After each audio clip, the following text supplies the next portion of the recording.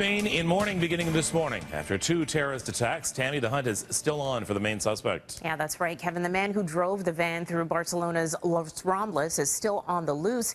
CNN's John Lawrence has the latest from Spain. Mere hours after the terror attack in Barcelona, gunshots are heard in a nightclub in Cambrils, about 70 miles away.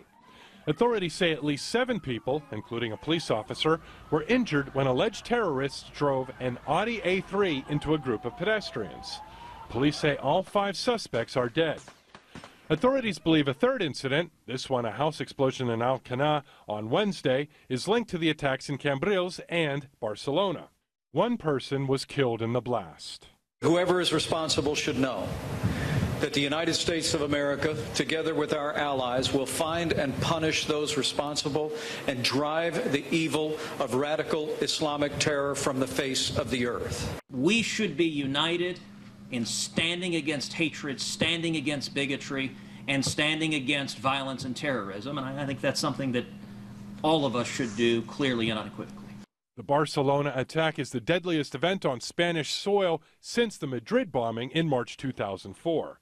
Attacks around Europe in recent years have officials on high alert. They've really been going after these radicals, the terrorists inside the country. There have been about a couple of hundred arrests in the last few years. President Trump tweeted a message of support to Spain, offering to do whatever is necessary to help.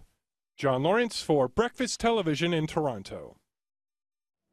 And now we have a live look from Barcelona, and we have just learned that a woman injured in that Cambrils attack has died. Right now, thousands of people have gathered in Catalonia Square, and it's in tribute to the victims. Just a short moment ago, they did have a moment of silence. It was held here to mourn the victims as well. It was led by Spain's Prince Felipe and government officials. The drowning of a high school student here in Toronto in Algonquin Park is prompting Queen's Park to review outdoor education programs for every school board in the province. 15-year-old Jeremiah Perry died while on a canoe trip to the provincial park last month.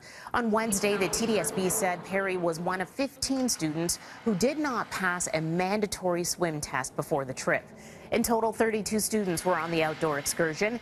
Education Minister Mitzi Hunter says the review will help ensure proper safety protocols are in place, but it's still not clear how the government will enforce these procedures. We're doing the review, and we want to ensure that there are policies in place that ensures that the compliance to the safety procedures are being followed, that there are checks and balances. Hunter said the province will also provide funding to the Life Saving Society and its drown prevention and swim training programs. A Canadian woman who has claimed allegiance to ISIS has now triggered an extremely rare legal order.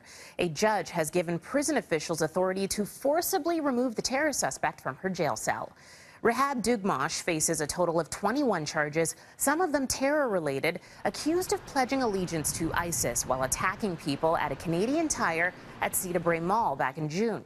She's in jail, but has refused to leave her cell for the past 2 court appearances. A judge has ordered she may be physically removed from her cell if she tries to resist her next appearance. That's on Monday. City News reporter Avery Haynes spoke with a legal analyst who says this kind of order rarely happens. How rare is cell extraction? It's extremely rare. I mean, in my experience, I don't think I've heard about it in over a decade of practicing as a criminal lawyer. Can you walk me through physically sort of what that would look like? What does it look like when a cell extraction is being done? They will make best efforts to probably utilize all female prison guards. 5 officers will be prepared for any physical combat that's going to occur. They will try to restrain her with the least intrusive measures, and if necessary, it may require shackles on the hands and on the feet. Until Dugmash appears in court, she can't be mentally examined.